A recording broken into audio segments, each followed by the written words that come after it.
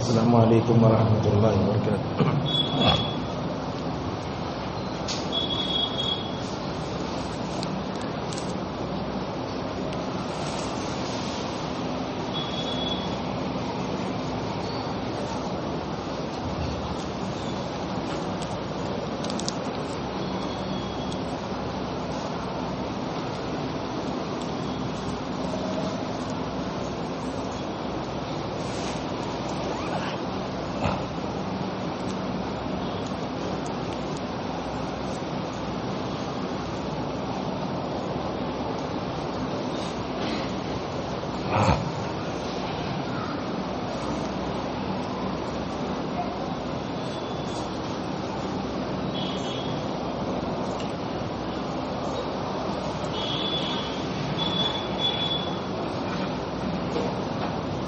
الحمد للہ رب العالمین۔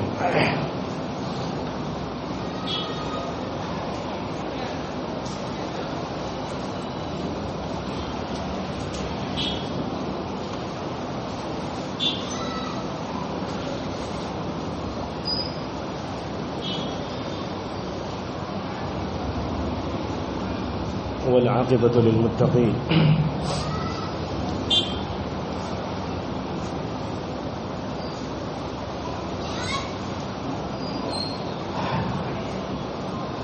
والصلاة والسلام على اشرف الانبیاء والمرسلین نبینا محمد وعلى آلہ واصحابہ اجمعین، اما بعد۔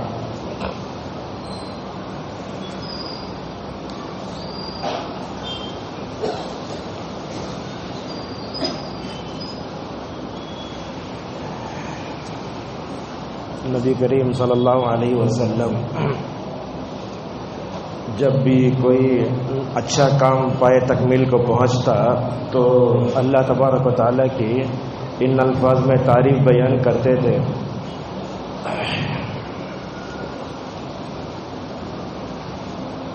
پورا رمضان امن و سلامتی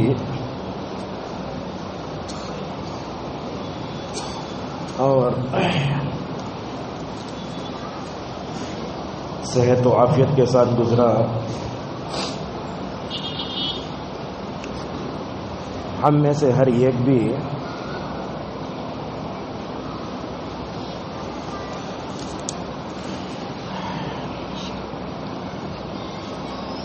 اپنی پوری زندگی بھی اگر اللہ تبارک و تعالیٰ کے دربار میں سجدہ شکر ادا کریں تو ہم اس رب شکور کا شکریہ ادا نہیں کر سکتے۔ بہرحال الحمدللہ تتم بنعمتہ الصالحات، تمام تعریفیں اس اللہ کے لیے ہیں جس کے ارادے اور مشیت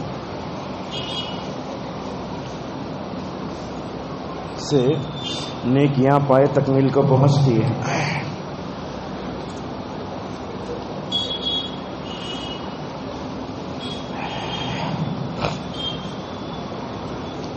معزز حاضرین، 30ویں پارے میں جو اہم باتیں ہیں انشاءاللہ ہم اس کو آج کے درس میں آپ کے سامنے بیان کرنے کی کوشش کریں گے۔ 30ویں پارے کو جز عامہ کہتے ہیں۔ ہمارے پاس اسے ایک نام بولتے الہم، یہ صحیح نہیں ہے، اسے کیا کہنا چاہیے؟ جز عامہ 30واں پارہ۔ جب بچہ مکتب میں پڑھنے لگتا ہے تو نورانی قاعدے کے بعد بچے کو جو چھوٹی چھوٹی صورتیں پڑھائی جاتی ہیں وہ یہی سورہ مطلب یہی جز ہے، اور آپ دیکھیں گے ماشاءاللہ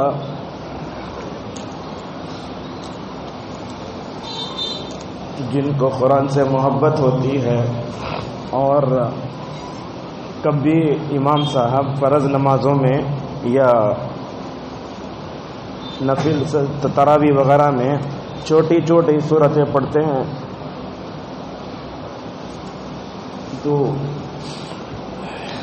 پیچھے سے بچوں کو آپ دہراتے ہوئے دیکھیں گے۔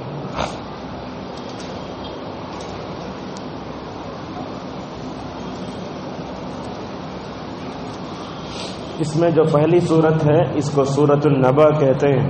اللہ تبارک و تعالیٰ نے اس صورت میں کافی باتیں بتائیں. سب سے پہلے اللہ تبارک و تعالیٰ نے کہا کہ لوگ قیامت کے بارے میں اختلاف کرتے ہیں. حالانکہ آپ جانتے ہیں کہ نبی کریم صلی اللہ علیہ وسلم سے پہلے جتنی انبیاء تشریف لائے ہر نبی نے اپنی اپنی قوم کو قیامت کی طرف بلایا. تو اللہ تبارک و تعالیٰ فرماتا ہے عما یتساءلون عن النبأ العظیم الذی هم فیہ مختلفون. اللہ تعالیٰ فرماتا ہے قیامت جھٹلانے کی چیز نہیں ہے، قیامت اختلاف کرنے کی چیز نہیں ہے. حالانکہ مومن جب آخرت پر ایمان رکھتا ہے تو اس کا اس بات پر اتفاق بھی ہوتا ہے جیسا کہ سارے علماء بتاتے ہیں کہ قیامت کا ایک دن آنے والا ہے. معزز حاضرین، اس صورت میں آپ دیکھیں گے اللہ نے یہ بیان فرمایا نبی کریم صلی اللہ علیہ وسلم سے پہلے جتنے انبیاء تشریف لائے ان نبیوں میں جو آخرت کا انکار کرنے والے تھے وہ آخرت کا انکار کرنے کی وجہ سے ہی ہلاک ہوئے ہیں. معزز حاضرین، اس صورت میں اللہ تبارک و تعالیٰ نے بہت سی نعمتوں کا ذکر کیا ہے. کیا کیا نعمتیں ہیں؟ دن ہے، اللہ نے دن پیدا کیا، پہاڑ پیدا فرمایا، ہر چیز کو جوڑے جوڑے بنایا. اور نیند بھی اللہ کی بہت بڑی نعمت ہے. آپ دیکھتے ہیں نیند اللہ کی بہت بڑی نعمت ہے. کیسی نعمت ہے؟ اگر آپ یہ دیکھیں ایک آدمی مسلسل 24 گھنٹے جاگ رہا ہے تو دیکھیں گے آپ 24 گھنٹوں میں بیچ میں کہیں نہ کہیں وہ اونگتا ہے. یہ نیند اللہ کی بہت بڑی نعمت ہے. جیسا کہ اللہ نے فرمایا وَمِنْ آيَاتِهِ مَنَامُكُمْ بِاللَّيْلِ وَالنَّهَارِ وَابْتِغَاؤُكُمْ مِنْ فَضْلِهِ. دیکھیے ہمارے چھوٹے چھوٹے بچے ہوتے ہیں، اگر یہ دن میں نہیں سوئے تو چڑچڑ پیدا ہو جاتا، اگر سو گئے تو کیا تھا ماشاءاللہ آرام سے کھیلتے رہتے. اسی طریقے سے یہ رات کی نیند اتنی اہم ہے، رات کی نیند اتنی اہم ہے، اگر یہ ہو جاتی ہے ماشاءاللہ انسان کا دماغ آسان سے کام کرنے لگتا ہے. اگر وہ برابر نہ سوئے تو کیا ہوتا ہے، وہ پریشانی کا شکار ہوتا ہے.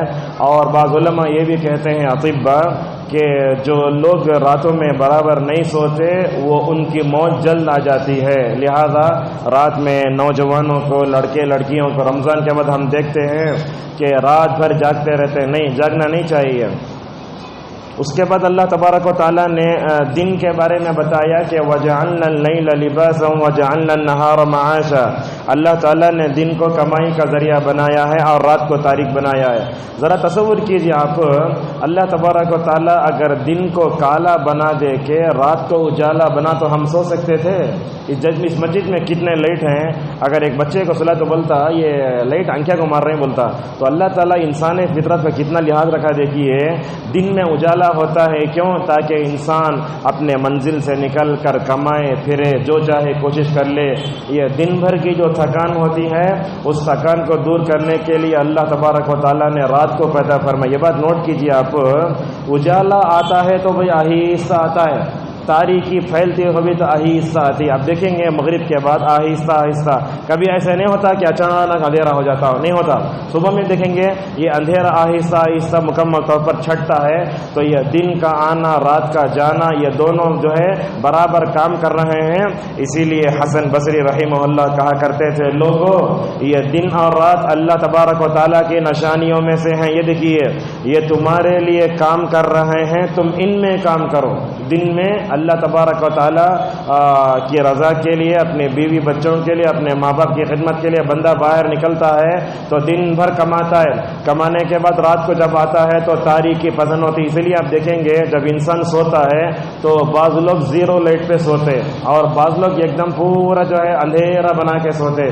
تو اس سے معلوم ہوا اللہ تبارک و تعالیٰ کتنا شکر ہے کہ اللہ نے انسان کو بنایا، انسان کی فطرت اور سائیکالوجی کو پیدا فرمایا اور اسی کے مطابق دن اور رات کا مکمل طور پر نظام فرمایا. معزز حاضرین، سورہ قصص تقریباً یہ 28ویں سورت ہے قرآن کی، اس میں اللہ تعالیٰ فرماتا ہے لوگوں اگر اللہ تبارک و تعالیٰ 24 گھنٹے رات بناتا تو تم کیا کرو گے؟ رسول کرتا ہے اگر 24 گھنٹے دن بناتا تو کیا کرو گے؟ فرمایا یہ دن اور رات کا آنا جانا اصل اللہ کی رحمت میں سے ہے. اب بتاؤ اللہ کے علاوہ کون ہے جو دن کو بناتا ہے رات کو بناتا ہے؟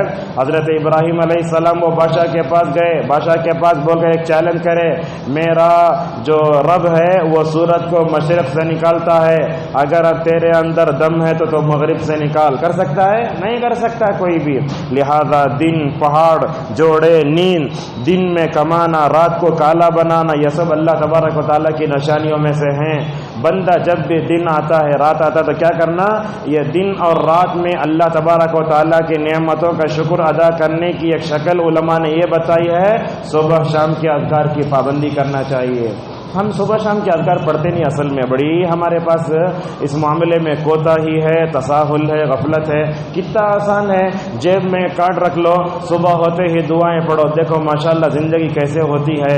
اور آپ دیکھیں گے یہ اذکار پڑھنے کے بعد آپ کی زندگی میں جو مزہ آئے گا، جو آپ کی زندگی میں جو آرام و سکون آئے گا، وہ آرام و سکون آنے کے بعد دنیا کا آدمی بولے گا کاش پیدا ہونے سے لے کر میں اذکار کی پابندی کرتا تو اللہ کے کتنے ثواب کا مستحق ہو جاتا، میں میری زندگی میں کتنی برکت آ جاتی۔ کاش وہ اس وقت اپنی انگلی کو دانت میں رکھ کر دبانے سے کوئی فائدہ نہیں ہوگا۔ دیکھیے یہ آخری تاخرات ہے، اپنے زندگی کو بدلنے کا عزم کر کے اٹھو، تب چل کر کیا ہو سکتا ہے ہمارے زندگی میں ماشاءاللہ رمضان کا اثر آئندہ رمضان تک باقی رہنا۔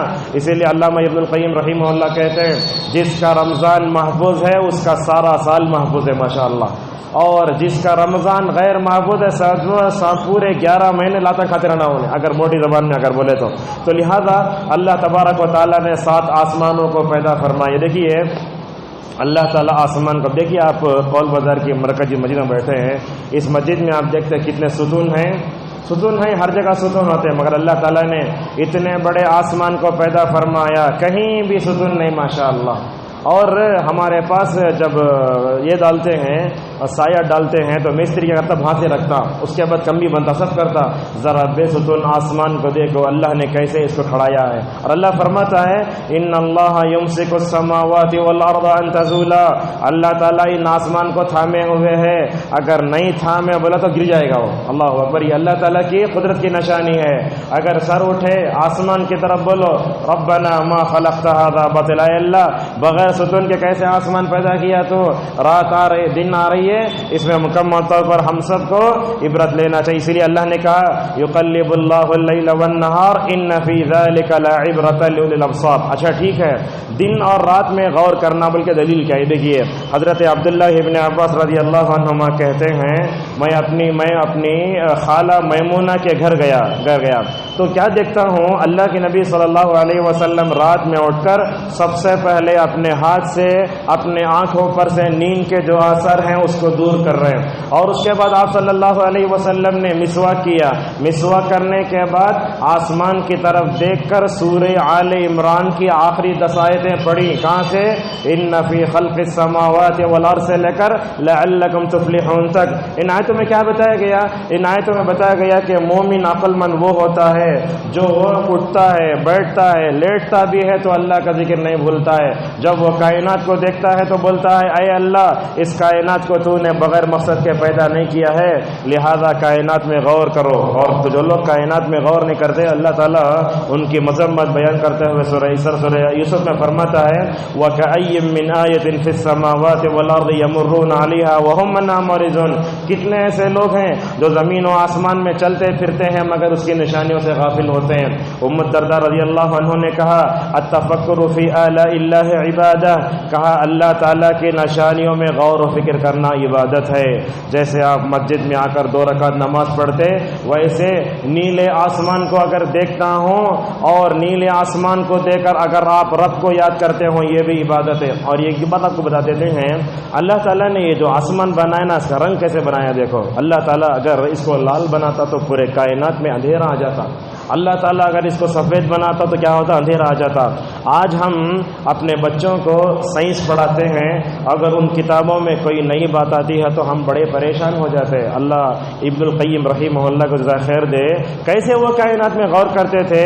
ان کی ایک کتاب ہے مفتاح دار السعادہ، اس کتاب میں وہ لکھتے ہیں اللہ تبارک و تعالیٰ نے آسمان کو نہ لال بنایا نہ کالا بنایا۔ دیکھیے سائنسدان ابن القیم، بلکہ میں کہتا ہوں یہ نظر کسی غیر مسلم سائنسدان کی بھی نہیں ہو سکتی، سائنسدان کی بھی نہیں ہو سکتی۔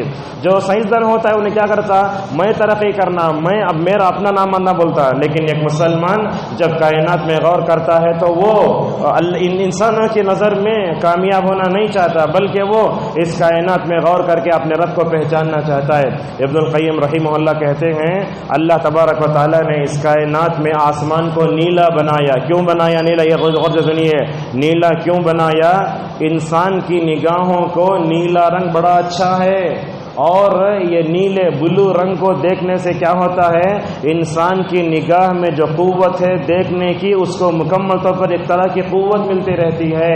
اگر دیکھیے لال ہوتا تو زیادہ دیر تک نہیں دیکھ سکتے آپ، کالا ہو تو بھی نہیں دیکھ سکتے۔ ماشاءاللہ اللہ تعالیٰ نے جو اس کا ہی بلو بولتا نا رنگ، یہ رنگ جو بنایا ہے، آپ کتنا بھی گھرتے رہو ماشاءاللہ آپ کو کچھ بھی نہیں ہوگا۔ ایک تو ایک طرف یہ، دوسری طرف اللہ تبارک و تعالیٰ نے کائنات میں پتوں کے رنگ کو ہرا کیوں بنایا، اس بارے میں بڑا اچھا لکھا۔ کیا بولتے ہیں ابن القیم رحمہ اللہ تبارک و تعالیٰ نے ساری کائنات کو ہرا بنایا ہے، کیوں؟ اس لیے کہ یہ اسکائی بلو کے بعد جو یہ مطلب اسے گرین رنگ ہے نا، یہ ہرا رنگ بھی انسان کی آنکھوں کو دیکھنے کے لیے قوت بخشتا ہے۔ اسی لیے آپ دیکھو آنکھوں کے ڈاکٹر کے پاس تو کیا بولتا معلوم، ذرا صبح ہوتے ہی کائنات میں دیکھو، جھاڑوں کو دیکھو، ان کو دیکھو، ماشاءاللہ تمہاری نگاہوں پر بڑا اچھا اثر پڑے گا۔ لیکن افسوس کی بات ہے یہ موبائل آنے کی وجہ سے ہم کائنات میں بھی غور کرنا چھوڑ ڈالے، اور اس کے بعد ہم جو ہے چلنا بھی چھوڑے اور اللہ کی کائنات میں غور کرنا بھی چھوڑ ڈالے۔ اور ان کا سب سے بڑا نقصان کیا ہوا معلوم، چھوٹے چھوٹے بچوں کو شوگر آ رہا ہے۔ کیوں؟ کھانے کے بعد چلتے نہیں، سیدھے گاڑی میں بیٹھنا۔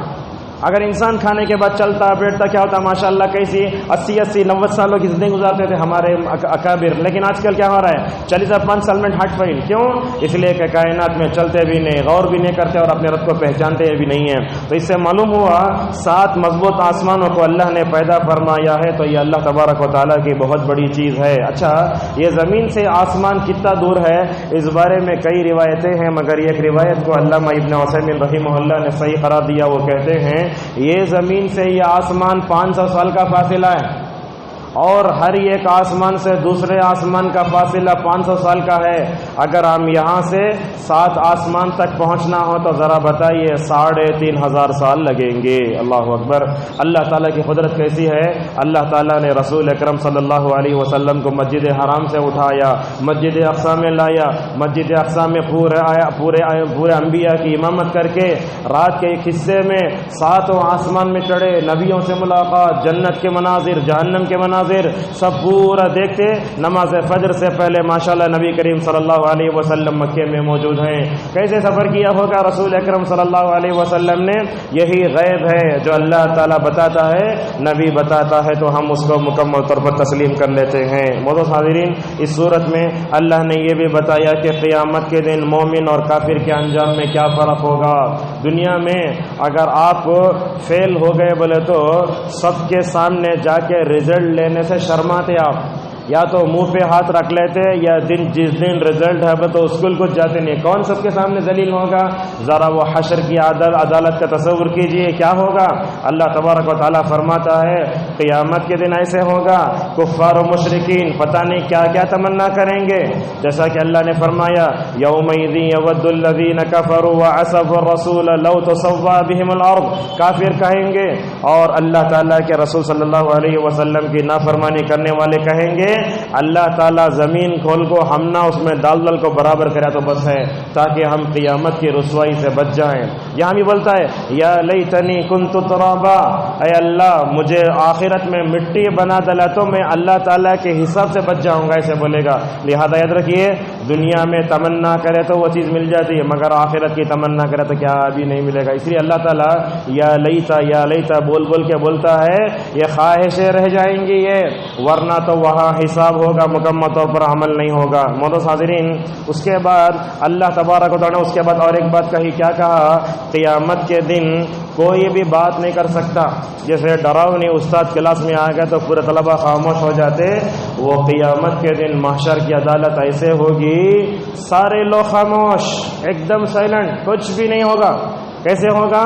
فلا تسمع الا ہمسا، کہا چلنے کی آواز آئے گی۔ کبھی تو ہمارے گھروں میں چور چوری کرنا تو کیسا کرتا ہے، وہ گھر والے اٹھ جائیں گے بولے آہستہ چلتا، تو وہ رات میں جیسے سناٹا ہوگا اللہ تبارک و تعالیٰ کی حشر میں، اللہ تعالیٰ کی حشر کی عدالت میں ویسے ہی سناٹا ہوگا، کوئی بات نہیں کرے گا، کسی کی زبان نہیں کھلے گی قیامت کی ہولناکیوں کو دیکھ کر۔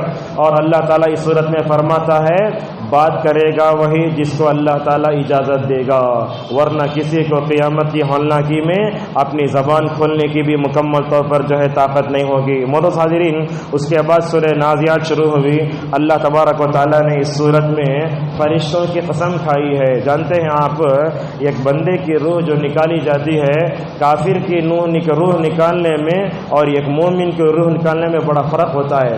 یہ کافر کی روح جب نکالی جاتی ہے بڑی سختی سے نکالی جاتی، ذرا تصور کیجئے، اب بوٹی پاک کر رہے سمجھو عورت تو کیا کرتی، اس کی رگ رگ میں لے کے پورا سوا دل دل کے پاک کرتی، ایسا ملک الموت آتا، ساتھ میں اس کے اور فرشتے رہتے، انہوں کیا کرتے، انسان کی رگ رگ سے اللہ روح نکالتے، کیا عالم ہوتا، پوری کھینچ جاتی رہتی اور انسان کہیں تڑپتا، وہ روح نکلتی جاتی رہتی وہ۔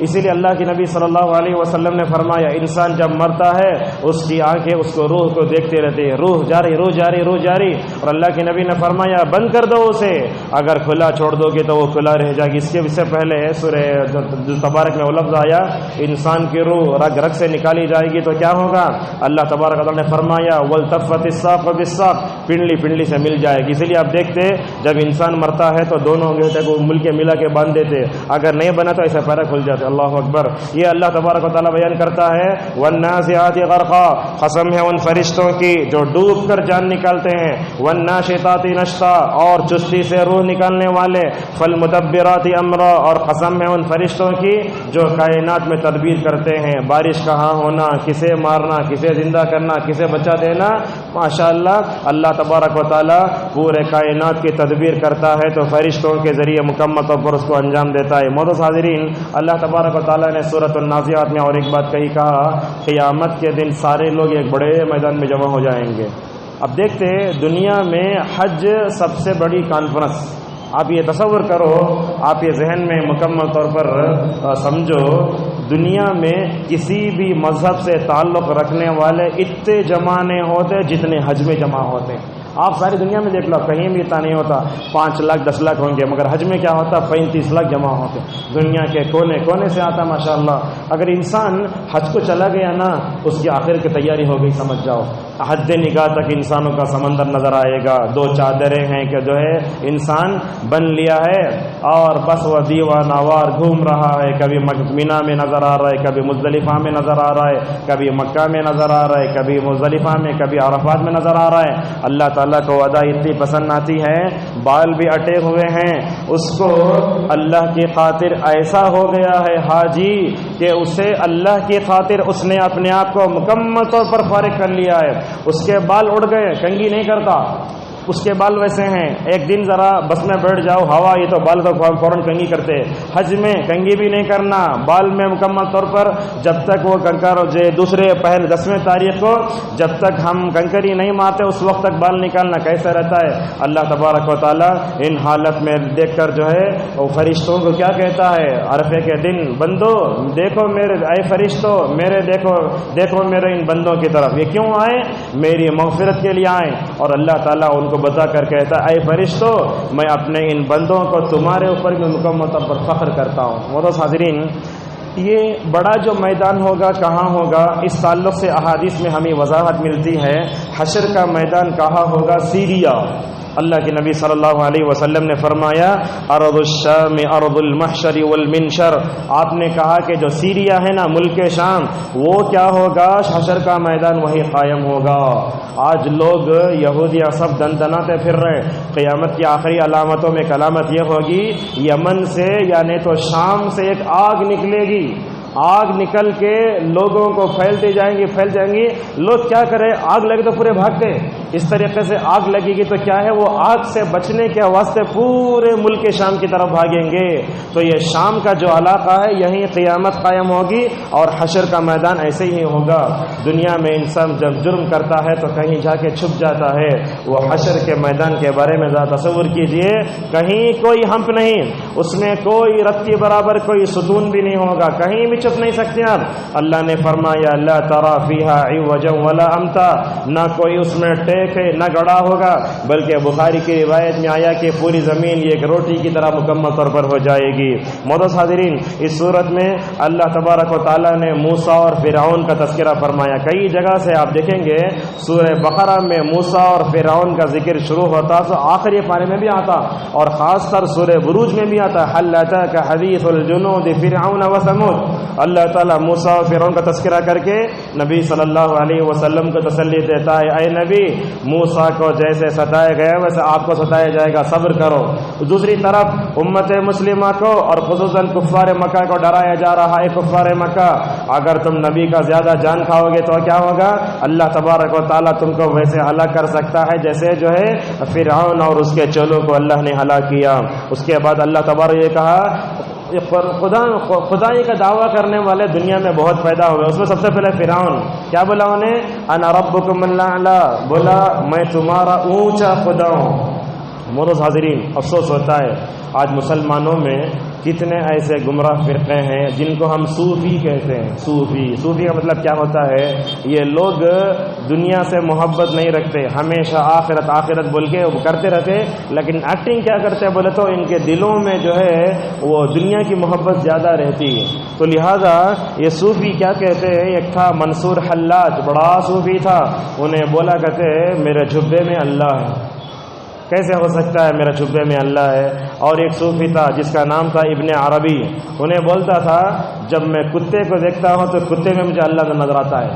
تعالی اللہ عما یقولون علوا کبیرا. یہ کیسے ہو سکتا ہے کہ جھبے میں اللہ آ جائے یا کتے میں اللہ نظر آئے؟ ایسے لوگ بھی ہیں.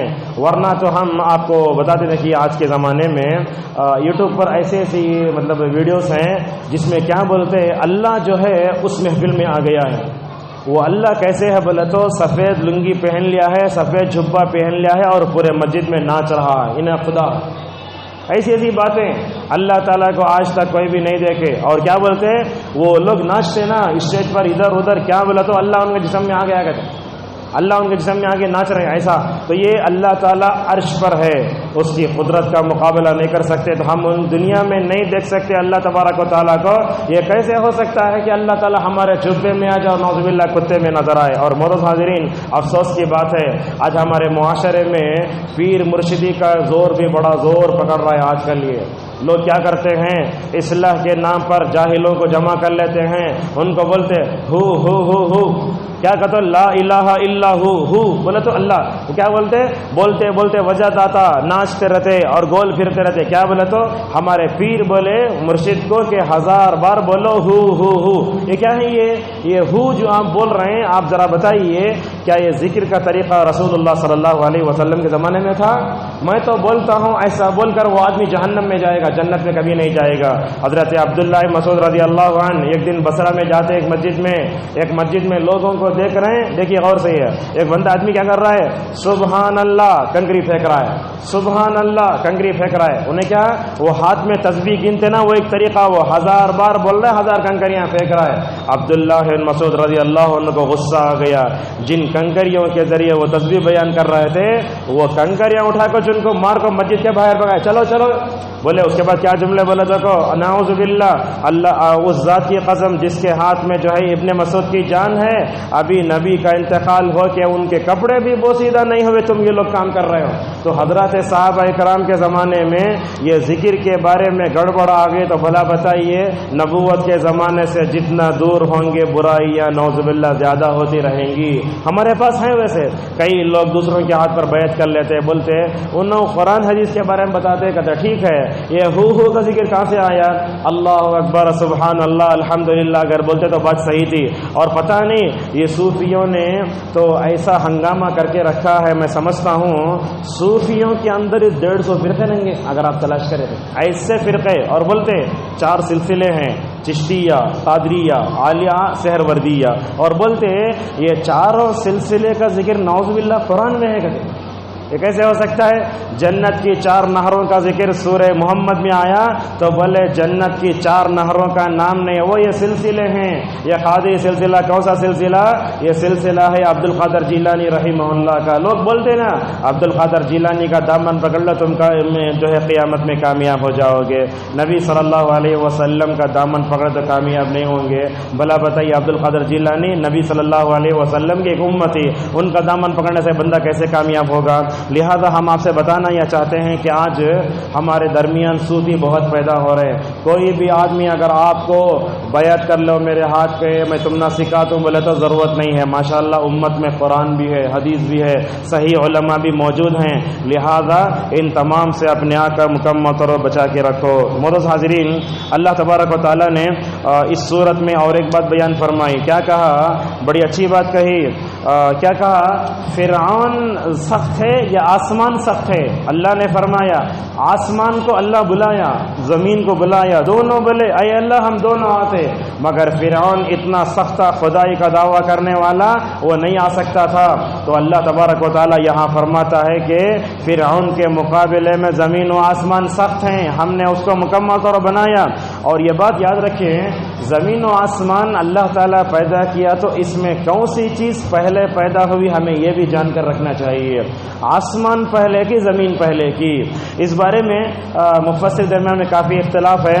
علامہ ابن حجر اور علامہ قرطبی اور ابن عثیمین رحمہ اللہ اور اسی طریقے سے امین شنقیطی رحمہ اللہ کہتے ہیں کہ اللہ تعالیٰ نے سب سے پہلے زمین کو پیدا فرمایا، یاد رکھیے سب سے پہلے زمین کو پیدا فرمایا، اس کے بعد آسمان کو پیدا فرمایا، اس کے بعد پھر زمین کی طرف آ کے زمین کو پھیلایا۔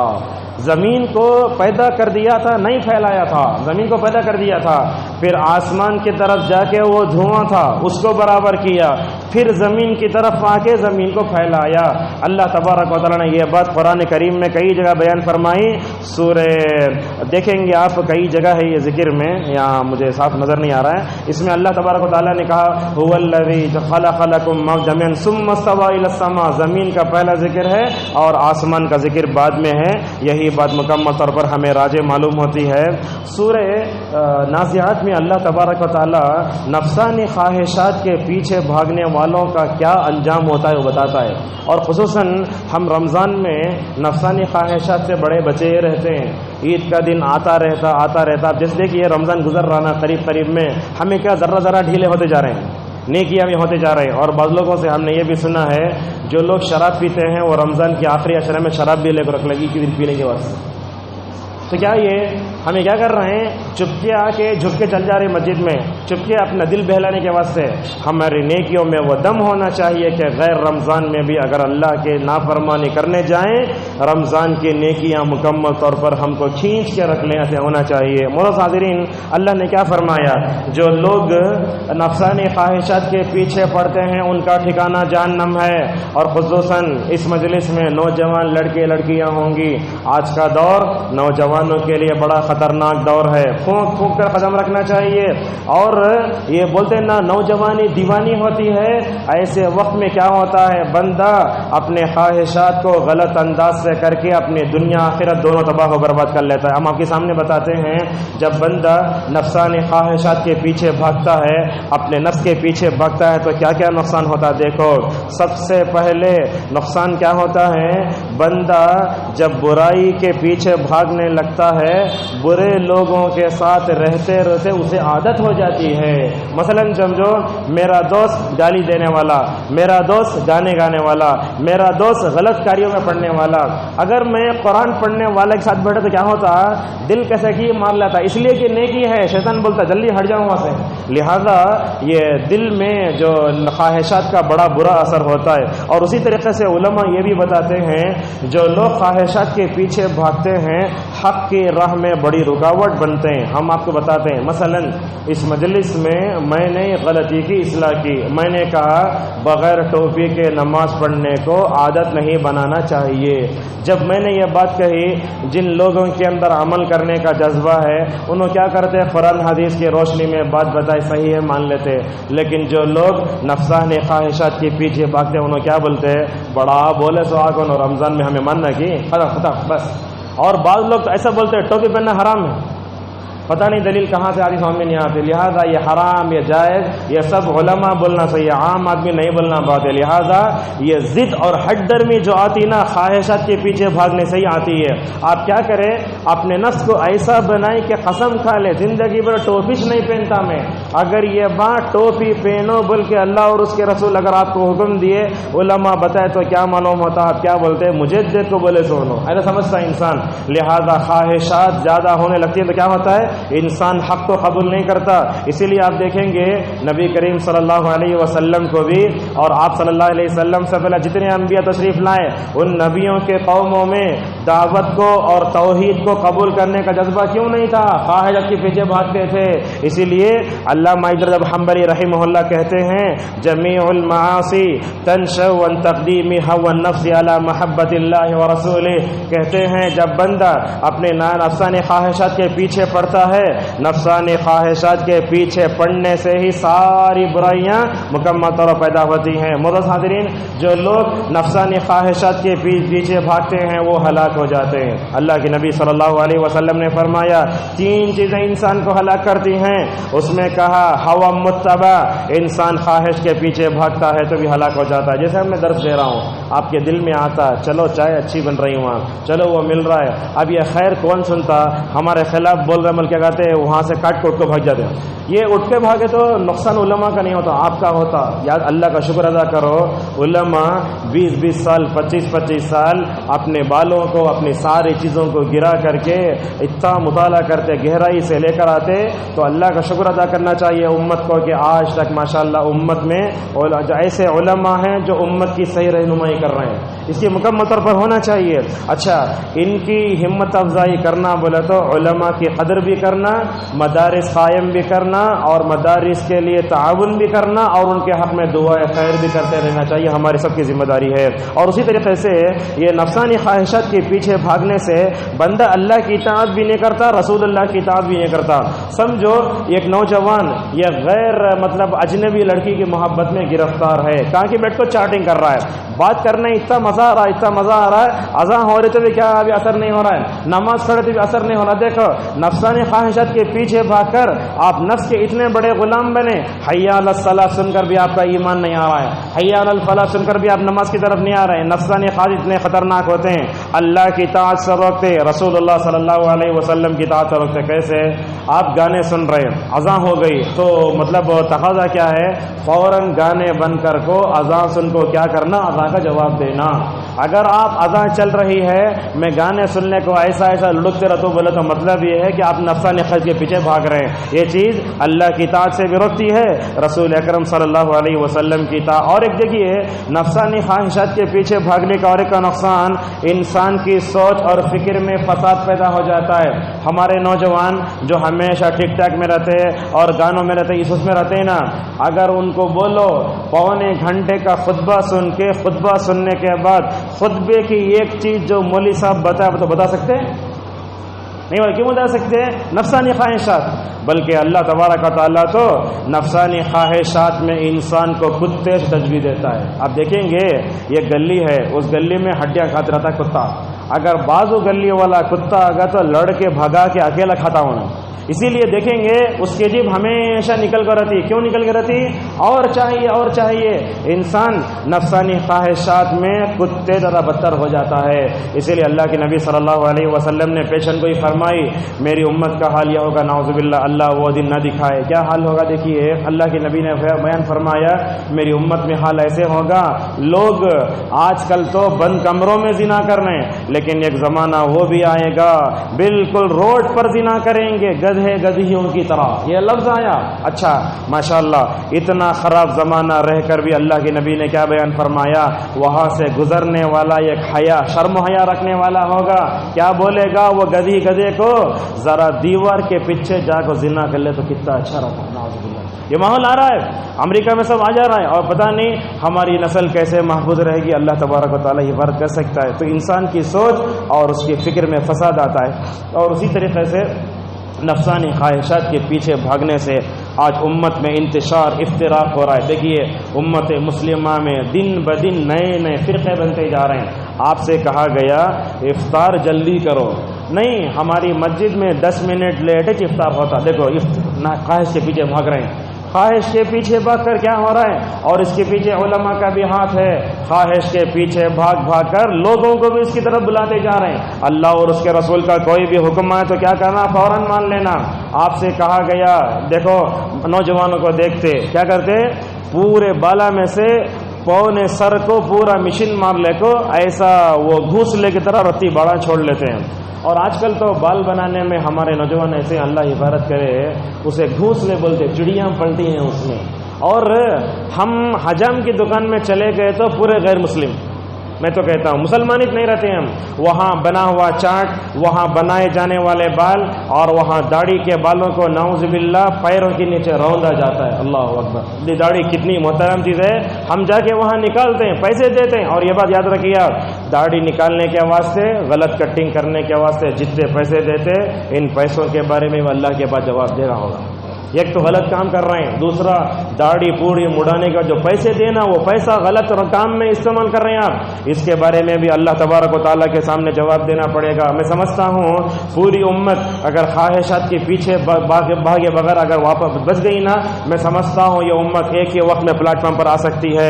اور اسی طریقے سے یہ نفسانی خواہشات کے پیچھے بھاگنے والا دنیا کا سب سے گمراہ انسان، اللہ نے کہا وَمَنْ أَضَلُّ مِمَّنِ اتَّبَعَ هَوَاهُ بِغَيْرِ هُدًى من اللہ. اور ایک دیکھیے یہ ان نفسانی خواہشات آئے تو ساتھ میں تکبر بھی آتا. اب غیر مسلموں کو دیکھو، ان کا مقصد کا کھانا پینا، بچے جننا، آرام سے لائف انجوائے کرتے رہنا. ان کے اندر تکبر بہت آتا. کیوں آتا؟ اسی لیے کہ نفسانی خواہشات کے پیچھے پڑے.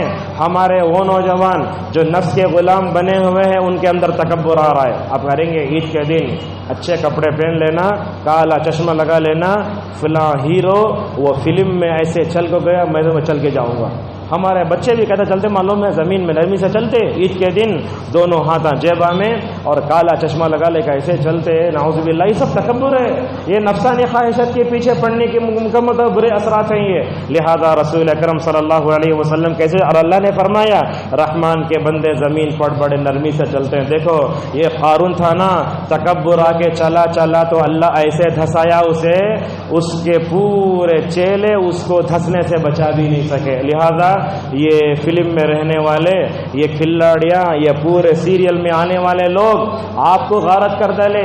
آپ غارت ہو گئے ہم سب، لیکن قیامت کے دن وہ آپ کو بالکل نار جہنم سے ہرگز بچا نہیں سکیں گے. ذرا اس کی طرف بھی مکمل طور پر توجہ دیں. تکبر آتا ہے. اور اسی طریقے سے میں سمجھتا ہوں نفسانی خواہشات کے پیچھے پڑ کر انسان بدعت کا بھی شکار ہوتا ہے. دیکھیے مثال دیتے ہیں، اللہ کے نبی صلی اللہ علیہ وسلم نے ہمیں بتایا وہ اذان کے بعد درود پڑھو.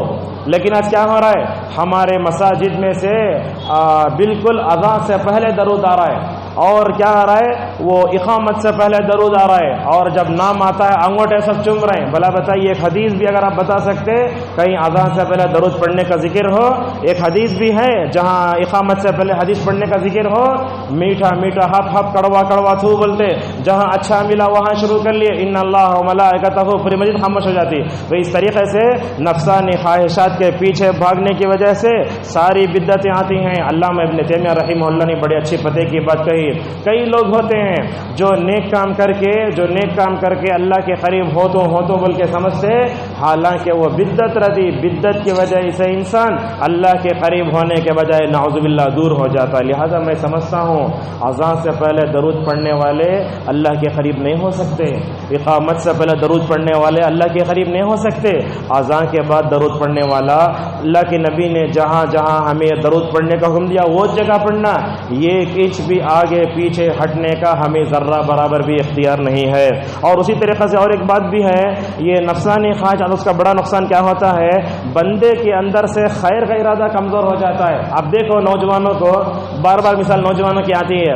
اللہ کے نبی نے فرمایا جمعہ کے دن داخل ہوئے تو کیا کرو، 2 رکعت نماز پڑھ کے بیٹھو. ہم خود خطبہ دے رہے ہیں، دیکھتے ہیں لوگوں کو جگہ نہیں ہے، خطبے کے ختم ہونے کا انتظار کر لے کھڑے رہتے، اور جتنے لوگ آتے ہیں ان کو 2 رکعت نماز پڑھنے کی توفیق بھی نہیں ملتی. اور ایک بھی غلطی ہم کرتے ہیں, جب اذان ہو رہی تو کچھ لوگ آج کھڑے ہو جاتے ہیں اذان کے ختم ہونے کا انتظار نہیں کرنا. آپ داخل ہوئے, خطیب کس حالت میں بھی ہو, اذان بھی ہو رہی ہو, 2 رکعت نماز پڑھ کے ہی بیٹھنا چاہیے. دیکھو آج یہ ہم جو ہے نفسانی خواہشات میں پڑے ہیں, وہ ہر نماز سے پہلے آ کر 2 رکعت نماز پڑھنے کی توفیق بھی نہیں مل رہی ہمیں. اور بعض لوگ کو دیکھتے نماز کو 1 منٹ آتا, 1:30 بجے بولا تو 1:20 کو آتا. 1:20 کو توجہ کیسے رہے گی آپ؟ بالکل نہیں رہے گی. لہذا خیر کا ارادہ بھی, اور اسی طریقے سے یہ نفسانی خواہشات کے پیچھے بھاگنے سے بندہ سنت سے بھی دور ہوتا. اور ایک بات بتائی علماء نے, بندہ جب نفسانی خواہشات میں پڑھ کر اپنے نفس کا غلام بنتا ہے, اللہ تعالیٰ نعوذ باللہ اسے ٹینشن میں مبتلا کر دیتا ہے. آج آپ دیکھیں نوجوانوں کو, نہ اذکار کی پابندی نہ نماز کی پابندی. ہمارے نوجوان بڑے ٹینشن میں. کیوں ٹینشن میں؟ خواہشات کا غلام بن کو ہے. جب اللہ کا غلام بن کے زندگی گزارے گا پورے ٹینشن دور ہو جائیں گے. غلامی کرو تو اللہ کی کرو, رسول اللہ کی غلامی نہیں کرنا اور دنیا میں کسی کی غلامی نہیں کرنا. یہ لوگ استعمال کرتے بعض لوگ, رسول اللہ کی غلامی نہیں ہوتی, غلامی صرف اللہ کی ہوتی ہے.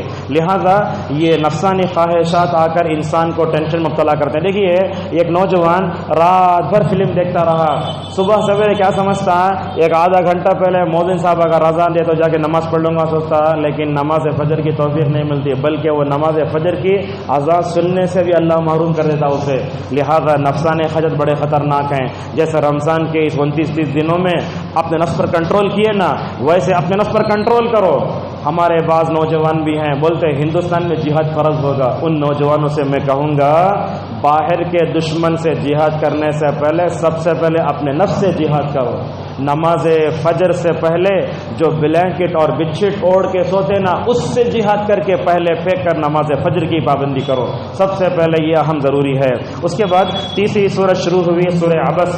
اللہ کے نبی صلی اللہ علیہ وسلم کے زمانے میں ایک صحابی تھے جن کا نام تھا عبداللہ بن ام مکتوم رضی اللہ عنہ. یہ نابینا تھے. یہ ایک مرتبہ دیکھیے ہمارے پاس کیا ہوتا, مالدار ہے تو ہمیں سامنے بلا بیٹھا, آؤ بھائی غریب بات ہے چلے سے. اللہ کے نبی صلی اللہ علیہ وسلم نے اپنے زمانے میں ہی کچھ ایسے ہی قریب ملا جلا ایک کام کیا. ہوا کیا ہے, اللہ کے نبی صلی اللہ علیہ وسلم بیٹھے ہوئے تھے, ایک طرف بڑے بڑے قریش کے سردار مالدار بیٹھے ہیں, اور دوسری طرف کیا ہے, یہ نابینا صحابی چل کر نبی کریم صلی اللہ علیہ وسلم کے پاس آ رہے ہیں. اللہ کے نبی پوری توجہ ان مالدار کفار کے قریش کے سرداروں کی طرف ہے. نبی کیا چاہ رہے ہیں بولے تو انہوں ایمان لا لے تو ہم نہ ایک سپورٹ ملے گا. اللہ کے نبی پورے اسی طرف مائل ہو رہے ہیں. لیکن یہ اندھا آدمی جو نابینا تھے نا, ان کے دل میں ہدایت تھی. نبی کریم صلی اللہ علیہ وسلم سے آ کر کیا کہنے لگے, علمنی مما علمک اللہ. اے اللہ کے نبی صلی اللہ علیہ وسلم, اللہ نے آپ کو جو علم دیا ہے وہ علم مجھے دیجئے. دیکھنے میں نابینا تھے مگر ماشاءاللہ اللہ تبارک و تعالیٰ نے ان کے دل کو ایمان سے منور کر دیا تھا. اللہ تعالیٰ کو یہ ادا بڑی بری لگی. ایک آدمی ہدایت پانے کے لیے آ رہا ہے, اس کے ظاہری حالت اندھے پن کو دیکھ کر آپ اسے ریجیکٹ کر ڈالے سو, ذرا چہرہ بنائے سو. اللہ نے آیتیں اتاری, عبس و تولی. اے اللہ کے نبی صلی اللہ علیہ وسلم, ان اندھا آدمی آیا بولے تو ذرا منہ بنایا. وما يدريك لعله يزكى. اللہ تعالیٰ پوچھتا ہے اپنے نبی سے, اے اللہ کے نبی صلی اللہ علیہ وسلم, یہ کفار قریش ہدایت پاتے کی, یہ اندھا آدمی اپنے دل میں ہدایت کی تڑپ لے کر آیا کہ ان دونوں میں ہدایت کون پائے گا, آپ جانتے کیا؟ تو علماء یہاں کیا بولتے ہیں, اللہ کے نبی صلی اللہ علیہ وسلم کو اپنی غلطی کا بڑا احساس ہوا. اللہ کے نبی کو بڑا غلطی کا احساس ہوا. اللہ کے نبی صلی اللہ علیہ وسلم اس کے بارے میں جب بھی وہ نابینا صحابی آتے تو کیا بولتے, مرحبا بمن عاتبنی فی ربی, ویلکم ہے. ایک مرتبہ ایسے ہوا. دوسری مرتبہ جب بھی آتے, اے عبداللہ مکتوم, تمہارا آنا مبارک ہو, تمہاری وجہ سے اللہ نے مجھے سبق سکھایا ہے. معزز حاضرین, یہ عبداللہ بن ام مکتوم رضی اللہ عنہ معمولی صحابی نہیں تھے. ایک 10 منٹ ان کے بارے میں بولنے کی ہے. عبداللہ بن مکتوم رضی اللہ عنہ رسول اللہ صلی اللہ علیہ وسلم کے زمانے میں مؤذن تھے. آج علماء بولتے اندھا آدمی اذان دیا تو نماز پڑھایا تو صحیح نہیں ہوتی. اگر اندھے آدمی کی اذان بھی نماز صحیح نہیں ہوتی, بھلا بتائیے رسول اللہ صلی اللہ علیہ وسلم اندھے آدمی کو مؤذن کیوں بنا کر رکھے تھے؟ اندھا آدمی اذان دیا تو بھی ہوتی، اندھا آدمی نماز پڑھائے تو بھی ہوتی، ماشاءاللہ۔ تو کیا کرے تھے عبداللہ بن مکتوم اندھے آدمی کو، حالانکہ گھڑی بھی نہیں اس وقت، ان کو ٹائم بھی معلوم نہیں ہوتا، اندھے آدمی کو پکڑ کر نبی کریم صلی اللہ علیہ وسلم نے مؤذن بنایا۔ کیا کرتے تھے؟ بلال سحری کی اذان دیتے تھے، اور آپ نے فرمایا بلال اذان دے تو کیا کرو تم سحری کھاؤ، جب عبداللہ بن ام مکتوم اذان دے تو کیا کرو سحری ختم کر دو، فجر کی اذان دیتے تھے۔ ذرا تصور کرو ان کو کیسے معلوم ہوتا رہے گا اذان ہو گئی، وقت ہو گیا بول کے صحابہ جا کے عبداللہ بن ام مکتوم رضی اللہ عنہ کو بولتے تھے اے عبداللہ فجر صادق طلوع ہو چکی ہے، اذان دو۔ ماشاءاللہ کیسے ایک دوسرے سے خیر کا جذبہ کیسے تھا، اور عبداللہ بن مکتوم رضی اللہ عنہ ہمیشہ اذان دیتے تھے۔ اور آج کل اللہ رحم کرے مؤذن کی حالت اتنی خراب ہوتی جا رہی امت میں، کچھ مؤذن آپ کو ایسے بھی مل جائیں گے اذان دے کے جا کے سو جاتے ہیں، پوری قوم اور امام نماز پڑھ لینا۔ ایسے مؤذنوں کو ہم اپنے معاشرے میں رکھتے ہیں، اللہ کے نبی صلی اللہ علیہ وسلم ان کو رکھے، اور اللہ کے نبی صلی اللہ علیہ وسلم نے ان کے بارے میں بڑی اور ایک بات بھی ہے، اس میں کیا ہے، ابن عبد البر رحمہ اللہ کہتے ہیں اللہ کے نبی صلی اللہ علیہ وسلم جب بھی مدینے کے باہر جاتے تو اپنی جگہ کھڑے ہو کر نماز پڑھانے کے لیے ان کو امام بناتے تھے۔ آپ صلی اللہ علیہ وسلم نے 13 مرتبہ ان کو امام بنایا تھا۔ معزز حاضرین، اللہ تبارک و تعالیٰ کا شکر ادا کرو، اللہ نے مجھے آنکھ دی ہے، میں آپ کو دیکھ رہا ہوں، اللہ نے آپ کو بھی آنکھیں دی، آپ مجھے دیکھ رہے ہیں۔ ذرا اس اندھے آدمی کے بارے میں تصور کرو جس کی نگاہوں میں دنیا کالی ہے، وہ دنیا کی رنگینوں سے فائدہ نہیں اٹھا سکتا، اور اللہ تبارک و تعالیٰ جب نگاہیں چھین لیتا ہے نا، اگر وہ بندہ اس پر صبر کرتا ہے تو نبی کریم صلی اللہ علیہ وسلم نے اسے بڑی خوشخبری سنائی۔ آپ نے کیا فرمایا؟ عن انس رضی اللہ عنہ قال قال رسول اللہ صلی اللہ علیہ وسلم اذا ابتلیت بحبیبتیہ فصبر عوضت منہم الجنہ۔ حضرت انس بن مالک رضی اللہ عنہ کہتے ہیں رسول اکرم صلی اللہ علیہ وسلم نے فرمایا جب میں انسان کی پسندیدہ چیز کے بارے میں اس کو آزماتا ہوں، وہ کیا، وہ آنکھ انسان کی بڑی پسندیدہ ہے، میں جب انسان کی پسندیدہ چیز کو میں آزماتا ہوں اس کی آنکھوں کو لے کر کے، اگر وہ نابینا صبر کرتا ہے اس صبر پر مکمل طور پر میں اس کو کیا کروں گا، جنت دوں گا۔ لہذا اندھے دنیا میں بڑے خوش نصیب ہیں، اگر وہ اس پر صبر کرتے ہیں اللہ تبارک و تعالیٰ انہیں جنت دے گا۔ معزز حاضرین، یہ بات ہمارے تجربے سے ہو کر گزری ہے، اور آپ لوگ بھی سوچتے ہوں گے اللہ تعالیٰ یہ جب بندے کی آنکھیں چھین لیتا ہے نا، اللہ تعالیٰ ان کو کیا تو بھی اور ایک ایکسٹرا چیز دے کر تھا۔ یہ دیکھیے آپ، یہ سننے کی چیز، پکڑنے کی چیز۔ بعض علماء تو ایسے بولتے ماشاءاللہ، نام نہیں لیتے ہم، اندھے رہ کر آنکھ رکھنے والا اندھے آدمی کو بلا لے کے جا کے کپڑا خریدتا، یہ کپڑا اچھا ہے یا نہیں دیکھو بلکہ ماشاءاللہ۔ اسی لیے ابن عثیمین رحمہ اللہ کہتے ہیں اللہ تبارک و تعالیٰ جب کسی کی آنکھیں چھین لیتا ہے اللہ تعالیٰ ان کو سننے کی صلاحیت دیتا ہے، کپڑا پرکھنے کی صلاحیت دیتا ہے۔ جیسے ہم آپ کو بتاتے ہیں ایک آدمی کو 500 روپے کا چلر دو، کیا کرو، 4 نوٹاں 100 روپے کے رکھو، اور ایک کیا رکھو، ایک نوٹ کاغذ کا ٹکڑا برابر کٹ کر کے بیچ میں رکھ کے دو، آپ برابر پھینکتا ہوں۔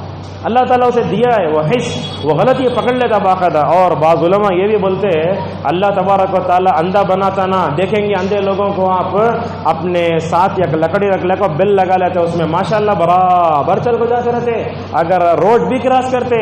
اور ایسے اندھوں کو دیکھنا ہو تو ٹرین میں دیکھو آپ کیا کیا بیچ لے کو پھرتے رہتے۔ بہرحال آنکھوں کی اس نعمت پر اللہ تبارک و تعالیٰ کا شکر ادا کرنا چاہیے، اور جب چھین لے تو کیا کرنا چاہیے، اس پر مکمل طور پر صبر بھی کرنا چاہیے۔ ماشاءاللہ کتنے علماء تھے جو اندھے تھے، ہم بتانے کی ہے ترمذی رحمہ اللہ، یہ جامع ترمذی کے مؤلف ہیں، اللہ تعالیٰ کی خشیت سے اتنا روتے روتے نابینا ہو گئے، ماشاءاللہ ایسا روتے تھے۔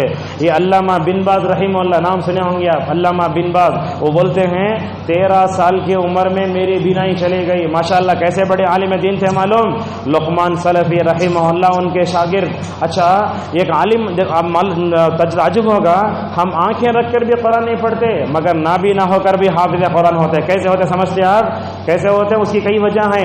ایک نابینا حافظ قرآن کیسے بنتا، نابینا کا قرآن الگ رہتا، ایسے الگ رہتا، وہ پڑھتے الگ کر ایسے ہاتھ رکھ کے پڑھتے ان الذین آمنوا، حرم میں سب ہے قرآن، ہو نابینا کا قرآن، اور نابیناؤں کی زبان بھی الگ ہوتی. اگر کون کہیں لا کر ان کو گواہ بنائے نہ کھڑا ہے بولا تو باقاعدہ گواہی دیتے میں نے دیکھا ہے، یہ دیکھا ہے. اور اللہ تبارک و تعالی ذہانت تو ایسے دیتا ہے.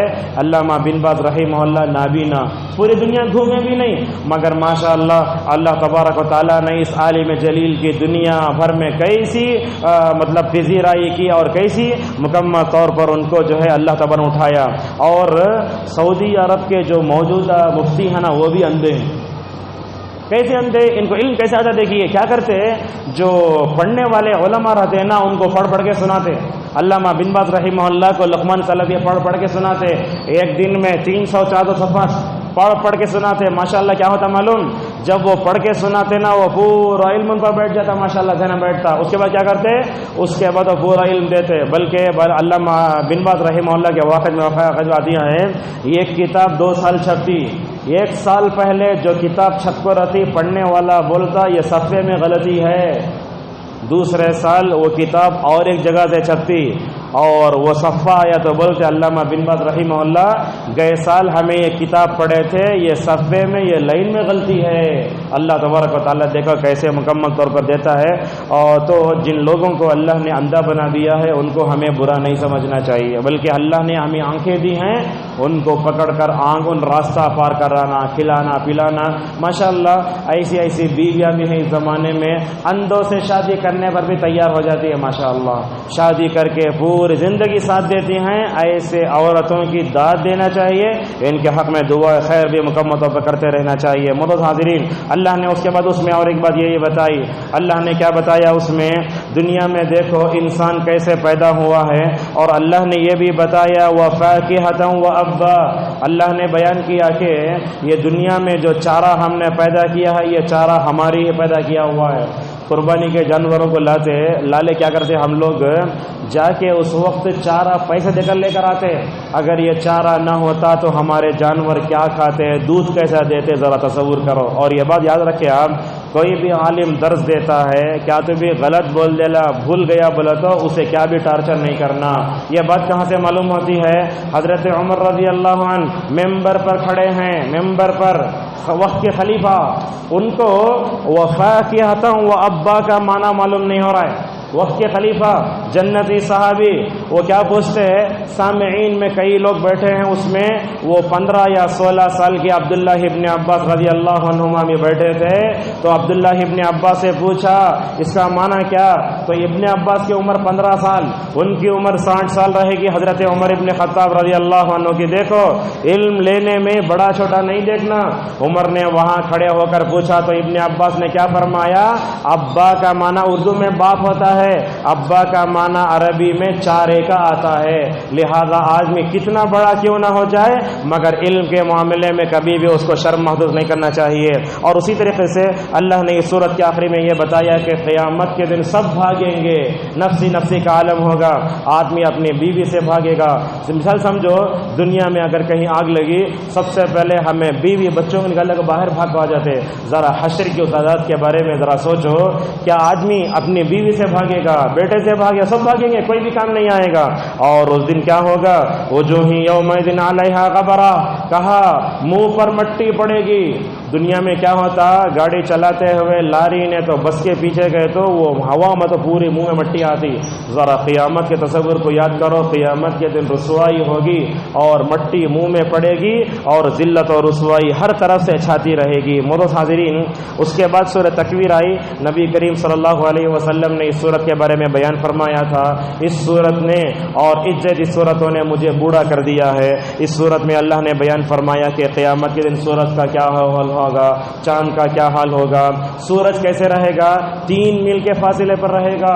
اب تقریباً 4-5 دن سے بلاری کی گرمی 40 کے قریب ہے. کتنا پریشان ہو جا رہے ہیں ذرا تصور کرو.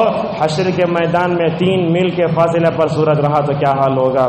سارے لوگ اپنے اپنے گناہوں کی وجہ سے پسینے میں ڈوبے ہوئے ہوں گے. آپ نے فرمایا کچھ لوگ تو گھٹنے تک، کچھ لوگ کمر تک، کچھ لوگ سینے تک، اگر فل گنا تو پورے ڈوب کے مر جائیں. ایسا ہوگا. اور ہر جگہ تاریکی ہوگی، کسی کے پیر میں چپل بھی نہیں، کسی کے ختنہ کیے بھی نہیں ہوں گے، اور وہاں جو ہے انسان پورے ننگے ہوں گے. ذرا اس دن کی وحشت کے بارے میں ہمیں سوچ کر بھی مکمل طور پر کرنا چاہیے. اس کے بعد سورہ انفطار مطففین بڑی اہم صورت ہے. نبی کریم صلی اللہ علیہ وسلم مدینہ تشریف لائے تو آپ صلی اللہ علیہ وسلم نے مدینے میں مارکیٹ کی بھی اصلاح فرمائی. ذرا پوائنٹ غور سنیے, نبی صلی اللہ علیہ وسلم صرف مسجد میں اصلاح نہیں کرتے تھے, مدینے کے مارکیٹ کو جا کر وہاں کی بھی اصلاح کرتے تھے. ایک دن نبی کریم صلی اللہ علیہ وسلم چل کر جا رہے ہیں, آپ نے دیکھا ایک صحابی کیا کرے ہیں, گلی چیز نیچے رکھ ڈال کے سکی چیز اوپر رکھ ڈالے. وہ کیا ہوتا, چیز گلی ہو گئی تو زیادہ تول میں آتا, ہوا کم ہو گئی تو کم آتا. اللہ کے نبی صلی اللہ علیہ وسلم نے اس غلے میں ہاتھ ڈالا اور آپ صلی اللہ علیہ وسلم کو تری لگی. آپ نے دکان والے صحابی کو بلا کر پوچھا کیا ہوا, یہ تم نے اندر گیلی چیز رکھ کر اوپر سکی چیز رکھ کر تم نے دھوکہ کیوں دیا؟ انہوں نے کیا بولا, یا رسول اللہ بارش کا اثر ہوا. صحیح ہے, بارش کا اثر ہوا تو گلی چیز باہر رکھو, سکھانا تھا. اس موقع پر نبی کریم صلی اللہ علیہ وسلم نے کیا کہا, دیکھو من غشنا فلیس منا, جو دھوکہ دے وہ ہم مسلمانوں میں سے نہیں ہے. ایسی بہت سی چیزیں آتی ہیں.